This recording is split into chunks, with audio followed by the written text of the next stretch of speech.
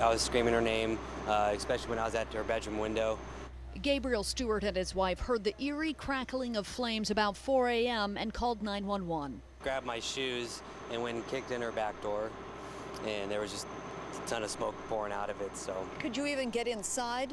I tried getting on the ground and crawling in, but there was only maybe 12 inches worth of non-smoke on the ground. Before crews arrived, he tried to get to his 40-year-old neighbor, a woman that he said was a smoker with a gas fireplace. On their arrival, we found fire from every window in the residence. The flames were caught on a cell phone camera by a Kitsap newspaper delivery man who had just dropped the woman's paper 20 minutes earlier.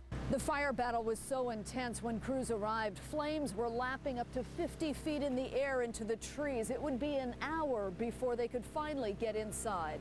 Once inside, the rubble and ashes covered in foam flame retardant, firefighters made the grim discovery: an unidentifiable body. The search for answers is underway now at the home the woman said she was moving away from in 2 or 3 days.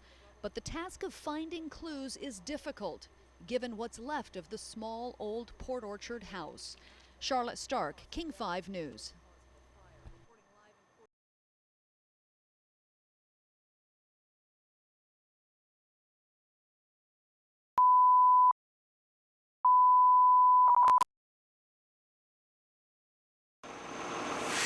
When firefighters got on scene, they said the house couldn't be saved, and neither could the person inside.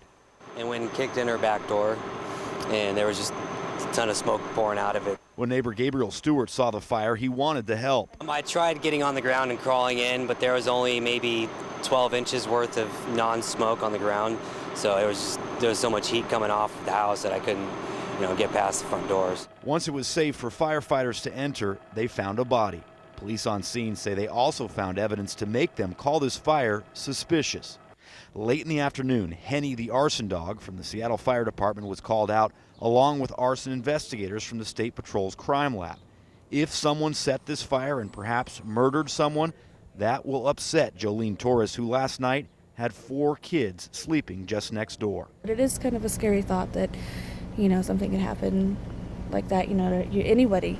If it turns out the person who was killed was the woman who lived here, Jolene will be surprised and her children will be sad. And she'd let them, pick flowers out of her yard and things like that. She was very kind to them, and it's just really sad that she's not here with us anymore.